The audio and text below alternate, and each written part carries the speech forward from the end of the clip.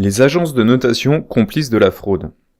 De tous les MBS, environ 75% ont été notés AAA, 10% ont obtenu la note AA, 8% ont obtenu A, et seulement 7% ont reçu la note BB ou moins. La réalité est qu'au cours du quatrième trimestre 2006, les défauts de paiement des prêts subprimes ont atteint 14,44%, et, au premier trimestre 2007, ils avaient encore augmenté, atteignant 15,75%. À la suite des 2000 milliards de dollars de réajustement des taux d'intérêt en 2007 et 2008, qui suscitèrent une ampleur sans précédent de mensualités affolantes sur le marché des subprimes et des Alt-A, un taux encore plus élevé de défauts de paiement apparut inévitablement. À partir de la fin de l'année 2006 et jusqu'au milieu de l'année 2007, plus d'une centaine d'organismes de crédit subprimes furent contraints de fermer. Et ce n'était que le début. Le rapport de l'enquête de l'US Mortgage Bankers Association affirma qu'au final, il y aurait probablement 20% des prêts subprimes qui conduiront à des saisies et des ventes aux enchères et que 2,2 millions de personnes perdraient leur maison. Standard & Poor's, Moody's et les autres agences de notation induisirent gravement en erreur de nombreux investisseurs et les autorités de régulation poursuivirent les agences de notation les unes après les autres en justice. Le 5 juillet 2007, Ohio Police et Fire and Pension Fund, le troisième plus grand fonds de retraite américain, risqua de grosses pertes car 7% de ses investissements étaient placés sur le marché des MBS. Le ministre de la Justice de l'Ohio, Mark Dan, expliqua. Les agences de notation touchaient de l'argent à chaque fois que ces regroupements de subprimes étaient créés et qu'une mise sur le marché était effectuée. Les agences ont continué de donner la note AAA à ces choses. Elles font donc partie des gens qui ont aidé et encouragé cette fraude permanente. L'agence Moody's répliqua en disant que ces accusations étaient ridicules. Notre rôle est très important mais extrêmement limité sur le marché du crédit. Nous émettons des opinions raisonnées qui se tournent vers l'avenir à propos des risques de crédit. Nos opinions sont objectives et ne sont pas liées à des recommandations d'achat ou de vente. Notre avis est objectif. Nous ne forçons personne à acheter ou à vendre. La logique de Moody's était que rédiger une critique de film ne signifiait pas forcer les gens à aller le voir. En d'autres termes, nous n'avons aucune obligation de résultat. Or, les investisseurs, bouillonnants de colère, croyaient que pour un produit complexe et au prix opaque, ils pouvaient accorder leur confiance aux évaluations des agences de notation. Comment dénier ainsi toute responsabilité? S'il n'y avait pas de note AAA, comment les nombreux fonds de pension, fonds d'assurance, fonds d'éducation, fonds sous tutelle de l'État et fonds d'investissement étrangers pourraient-ils souscrire? Tout est basé sur la note AAA, et s'il y avait un problème lié à cette note, alors le danger pourrait surgir à n'importe quel moment pour les centaines de milliards de dollars de placements impliqués par les fonds. En fait, la notation des actifs a validé la règle du jeu de cette gigantesque partie de casino. En 2007, l'une des 5 grandes banques de Wall Street, Bear Stearns, a subi d'immenses pertes dans 2 fonds de couverture. Avant cet incident, de nombreux investisseurs et l'autorité de régulation avaient commencé à enquêter sur la question de la tarification des fonds de couverture et des banques d'investissement. Le Financial Accounting Standard Board exigea que l'on calcule le prix de sortie des actifs avec des prix équitables, et non leur prix d'entrée. Ce que l'on appelle le prix de sortie est le prix de vente des actifs sur le marché, alors que le prix couramment utilisé par les banques et les fonds d'investissement était calculé avec des formules mathématiques internes. Parce que les transactions sur les CDO étaient toutes récentes, on manquait d'informations fiables sur les prix de marché. Si des investisseurs avaient demandé les prix des CDO à 5 courtiers, il est fort probable qu'ils auraient obtenu 5 prix différents. Wall Street avait l'intention de maintenir le marché opaque afin de générer de très gros profits grâce aux commissions sur les ventes. Lorsque l'on gagne de l'argent, on est évidemment aux anges, mais dès qu'un incident surgit, il n'y a plus personne. Dans ces circonstances, la société occidentale montre alors son vrai visage. Ainsi en furent les relations entre Bear Stearns et Merrill Lynch. Les 2 fonds spéculatifs de Bear Stearns ont rapporté qu'ils avaient parié sur le mauvais cheval dans les subprimes, entraînant des pertes énormes. L'interprétation correcte est qu'ils ont malheureusement fait le pari d'assumer les risques des déchets toxiques concentrés de haute pureté, les CDO synthétiques, et qu'ils se sont retrouvés du mauvais côté de l'histoire. La partie qui leur a transféré les risques est peut-être l'un de leurs investisseurs. Au 31 mars 2007, les actifs contrôlés par les 2 fonds de couverture de Bear Stearns atteignaient plus de 20 milliards de dollars, lesquels perdirent, début juillet, 20%. Et c'est ainsi que les créanciers ont cherché à désinvestir. Merrill Lynch, l'un des plus grands créanciers, sonna l'alarme dans plusieurs cas de recouvrement de créances restées infructueux. Cette banque annonça effrontément qu'elle allait commencer à vendre les 800 millions de dollars d'obligations hypothécaires de Bear Stearns. Merrill Lynch avait dit dans le passé, avant que Bear Stearns annonce un plan de recapitalisation des fonds de couverture, qu'elle ne vendrait pas ses actifs. Quelques jours plus tard, Merrill Lynch rejeta le plan de restructuration de Bear Stearns. Cette dernière proposa également un plan d'urgence d'1,5 milliard de dollars, mais n'obtint pas l'approbation des créanciers. Au même moment, Goldman Sachs, JP Morgan Chase et Bank of America rachetaient la part des fonds correspondants. La panique se déclencha au cours des adjudications. Un quart seulement des obligations avaient fait l'objet d'une enquête, et leur prix n'était que de 85 à 90% de leur valeur nominale. C'était la quintessence de la notion AAA de Bear Stearns. Si même ces actifs de qualité perdaient au moins 15%, sans même penser à ces BBB dont personne ne se souciait, alors les déchets toxiques CDO ne pouvaient qu'être effroyables. La totalité des pertes promettait d'être gigantesque. La dure réalité secoua Bear Stearns et ébranla tout Wall Street. Les CDO, représentant une valeur totale de 750 milliards de dollars, restèrent dans le bilan des banques commerciales. Leur astuce consistait à transférer ces CDO sur des lignes hors bilan pour calculer leur prix en interne et non en se basant sur les prix du marché. Les banques de Wall Street n'avaient qu'une seule conviction, ne pas procéder à des adjudications. Cela risquait d'exposer en plein jour les prix réels des CDO, et les gens verraient que le prix réel de cette bulle d'actifs n'était pas celui que la finance avait publié, 120 ou 150% de la valeur nominale, mais plus probablement 50% voire 30%. Une fois que les prix du marché seraient exposés en pleine lumière, des fonds de diverses importantes placés dans les CDO seraient forcés de réexaminer leurs comptes d'actifs, les grosses pertes seraient difficiles à couvrir et une crise financière sans précédent balayerait le monde. Le 19 juillet, les deux fonds de couverture subordonnés à Bear Stearns n'avaient plus aucune valeur. Les 20 milliards de dollars d'actifs étaient partis en fumée en quelques semaines. Le 1er août, les deux fonds de couverture annoncèrent leur dépôt de bilan. Qui exactement détenait ces déchets toxiques ?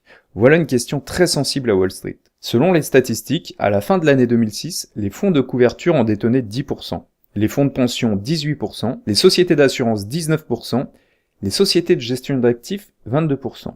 Bien sûr, il y avait aussi les investisseurs étrangers qui avaient apporté une nouvelle vigueur au marché des MBS, des CDS et des CDO. À partir de 2003, parmi les produits d'investissement structurés lancés en Chine par les institutions financières étrangères, combien furent contaminés par ces déchets toxiques ? Nul ne le sait. La Banque des règlements internationaux, BRI, avait récemment prévenu que le problème des subprimes apparaissait de plus en plus, mais qu'on ne savait pas encore clairement comment il infiltrerait le marché du crédit. Ce, entre guillemets, pas encore clairement implique-t-il que le marché des CDO peut s'effondrer. Les prêts subprimes et Alt-A, ingrédients des CDO, CDS et CDO synthétiques, totalisèrent au moins 3000 milliards de dollars. On comprend mieux pourquoi la BRI mettait en garde contre une probable grande dépression comme celle des années 1930. La BRI estimait également que dans les quelques mois qui suivraient, le cycle du crédit connaîtrait des changements. Selon le point de vue des fonctionnaires de la Fed, les décideurs n'avaient pas identifié les inquiétudes des marchés financiers sur le marché des subprimes, ni prévu l'impact sur l'économie. Ben Bernanke déclara en février 2007 que les subprimes étaient une question clé, mais qu'il n'y avait pas d'indicateur montrant une probable propagation à tout le marché, lequel semblait dans l'ensemble en bonne santé. Par la suite, autant les investisseurs que les fonctionnaires évitèrent de parler des risques élevés des subprimes.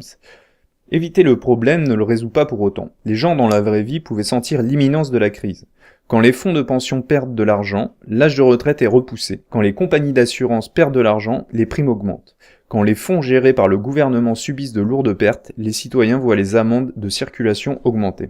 En bref, la règle affinée par la finance de Wall Street est que les banquiers sont toujours les grands gagnants et qu'ils peuvent encaisser des bonus astronomiques. Les grands perdants sont toujours les contribuables et les étrangers qui paieront la facture. Mais peu importe qui gagne ou qui perd, l'inflation et l'énorme dette engendrée par le système bancaire à travers son processus d'innovation produiront un nouveau partage tranquille de la richesse, creusant encore un peu plus le fossé entre les riches et les pauvres, c'est-à-dire la meilleure assurance pour un monde de plus en plus déséquilibré. L'implosion de la dette et la crise des liquidités.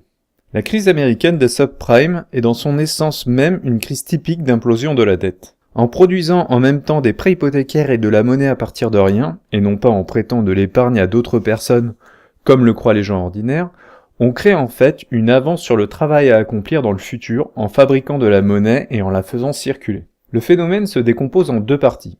L'augmentation de la masse monétaire produite par les nombreux prêts immobiliers conduit inévitablement à une inflation galopante des prix de l'immobilier. La Banque centrale, pour juguler l'inflation, augmente les taux d'intérêt. Ces deux effets combinés ont eu pour conséquence d'accentuer la pression des mensualités sur les emprunteurs jusqu'à ce qu'ils se retrouvent en défaut de paiement. La chute des prix de l'immobilier a été la conséquence logique. Les investisseurs se sont retirés du marché, plus personne ne voulait des MBS et des CDO. Et, sur les marchés obligataires et monétaires, une soudaine crise de liquidité est apparue. Ce resserrement monétaire a de nouveau ébranlé le marché des CDS. Ceux qui avaient acheté ces contrats, généralement les grandes banques d'investissement de Wall Street, réclamaient d'énormes indemnités pour tous ces défauts de paiement. Et les vendeurs des CDS, essentiellement le géant américain de l'assurance, AIG, mais aussi Fannie Mae et Freddie Mac, prirent soudainement conscience des sommes colossales qu'ils devraient verser aux « assurés ». Ce retournement de situation conduirait rapidement à un nouveau et gigantesque transfert de richesses vers les banquiers internationaux. En effet, le modèle de la plupart des investisseurs et la direction qu'ils prenaient étaient similaires, et les ventes d'actifs se transformaient en panique. C'est le cycle vicieux du développement économique fondé sur une monnaie endettée. La dette crée de la monnaie stimule la cupidité active l'augmentation de la dette implose, l'implosion déclenche un resserrement monétaire, et le resserrement monétaire conduit à la récession. De nombreux analystes pensent que les subprimes sont seulement un problème isolé et qu'il ne sera pas excessif en comparaison de la taille du marché financier américain. Ce point de vue met de côté le problème de structure et de forme du marché financier qui n'est ni développé ni indépendant. D'un point de vue vertical, les subprimes montrent une énorme structure de pyramide inversée. En bas de la pyramide, 400 à 500 milliards constituent les créances douteuses des subprimes, soutenant 750 milliards de dollars de CDO, avec encore au-dessus 50 000 milliards de CDS. Au-dessus des CDS, il y a les CDO synthétiques, des MBS, des CDO promis en garantie aux banques commerciales, avec un levier 5 à 15 fois plus élevé et de la fausse monnaie soutenant la liquidité. L'inversion de cette pyramide viendra ajouter au marché des instruments dérivés les 100 000 milliards de dollars des swaps sur taux d'intérêt. La liquidité passera de l'inondation au resserrement brutal. Les MBS et les financements des dettes à long terme des États-Unis deviendront une source intarissable de problèmes. Et si les taux d'intérêt continuent à grimper, alors les 100 000 milliards de dollars du marché des swaps sur taux d'intérêt connaîtront une implosion encore plus assourdissante. La corrélation entre la dette et sa structure pose une question essentielle. Quand 2,2 millions de personnes criblées de dettes risquent de se retrouver sans toit, peut-on raisonnablement s'attendre à ce qu'elles remboursent encore leurs emprunts pour la voiture, les études, les cartes de crédit et leurs autres dettes? La caractéristique de base de la dette est de créer un lien entre le meilleur aujourd'hui et le pire demain. Ces obligations et ces instruments dérivés du système bancaire, entremêlés de garanties, étaient émis à un rythme effréné sous des formes toujours plus innovantes. Si un acteur majeur tombe, il entraînera irrémédiablement les autres dans sa chute, tel un jeu de dominos. Des millions de personnes tomberont en même temps. Qui peut donc les sauver? L'innovation financière a créé un risque systémique d'une ampleur sans précédent. En 1998, la crise boursière menaçait un certain capitalisme de long terme aux États-Unis. La Fed a alors convoqué les plus grands créanciers pour réfléchir à des contre-mesures. Mais de nos jours, si le marché connaît une implosion de la dette, sachant que les défauts de paiement toucheraient d'innombrables investisseurs et que ces transactions non réglementées se font de gré à gré, une redoutable réaction en chaîne pourrait se produire et l'ensemble du système serait paralysé. De façon métaphorique, sur le marché financier traditionnel où les risques sont concentrés, le risque est gros et la cible est clairement définie. Dès qu'il y a une hémorragie, les médecins des banques centrales appliquent des mesures efficaces pour l'arrêter. Mais lorsque le risque est fragmenté et se retrouve dans des centaines de milliers de mains, comme sur le marché financier moderne, dès que le sang coule beaucoup, il est quasiment impossible d'enrayer l'hémorragie car le médecin n'a aucune idée de par où il faut commencer. En ce sens, l'injection sans précédent de capital par la Fed et des banques centrales européennes depuis août 2008 confirme la gravité de ce problème. Elles n'ont pas réagi de manière excessive. Sans le sauvetage effectué par les banques centrales, il ne serait pas exagéré de dire que les marchés financiers du monde d'aujourd'hui seraient en ruine. Le graphique ci-dessus correspond au calendrier prévisionnel des réactualisations des emprunts immobiliers aux États-Unis. En abscisse, les mois, à partir du mois de juin 2007, en ordonnée la réactualisation de la dette immobilière des ménages américains. Sur ce graphique, nous pouvons clairement voir pourquoi, dès la mi-2007, est apparu le premier tremblement de terre majeur sur les marchés financiers mondiaux. Un second est susceptible de culminer en mi-2008. Les répliques ultérieures se poursuivront pendant de nombreuses années. Quel avenir pour les marchés financiers ? Bien que les banques centrales contrôlent temporairement la crise, le problème fondamental de l'implosion de la dette n'a pas connu le moindre répit. Les 750 milliards d'évaluations d'actifs toxiques dans le système bancaire américain n'ont pas encore été exposés. Fin 2007 et début 2008 apparut le problème encombrant de la réactualisation des prêts subprimes. Probablement un autre tremblement de terre en préparation. Après une série continue de séismes, il est peu probable que les consommateurs américains auront toujours envie de s'endetter. Le cœur du problème réside dans le fait que c'est une monnaie endettée qui conduit l'économie mondiale. Rembourser la dette implique un resserrement monétaire. Comme les marchés financiers exigent des rendements élevés auxquels la croissance économique réelle a des difficultés à répondre, les marchés financiers ne peuvent ignorer l'augmentation rapide de la masse monétaire et encore moins l'arrêter ou y renoncer. Cependant, l'implosion de la dette des subprimes montre que la capacité de découvert a consommé tout son potentiel. En 2006, 1900 milliards de dollars de prêts hypothécaires sont venus s'ajouter à l'ensemble, et l'échelle des instruments dérivés de la dette a augmenté en conséquence.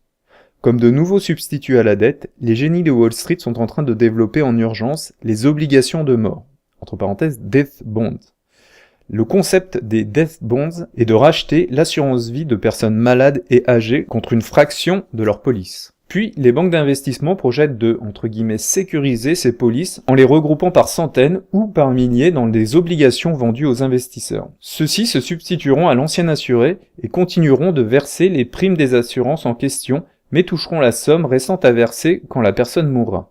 Les investisseurs trouveront des gens qui ont souscrit une assurance vie et leur suggéreront qu'étant donné que leur police sera dépensée par d'autres personnes après leur mort, pourquoi ne pas toucher maintenant l'argent alors qu'ils sont encore en vie ? Cet argument attirera certainement beaucoup de monde. Et, de leur côté, les investisseurs auront intérêt à ce que l'assuré meure le plus vite possible. La banque d'investissement prélèvera au passage 5 à 6% de frais. Toutefois, ce marché semble ne pas avoir le potentiel des emprunts immobiliers subprimes. Une autre idée est d'étendre considérablement la durée de la dette hypothécaire en passant de 30 à 40 ou 50 ans.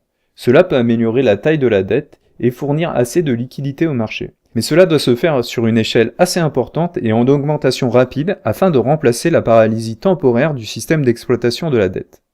Dans le cas contraire, aucune force ne pourra arrêter la grave récession à venir.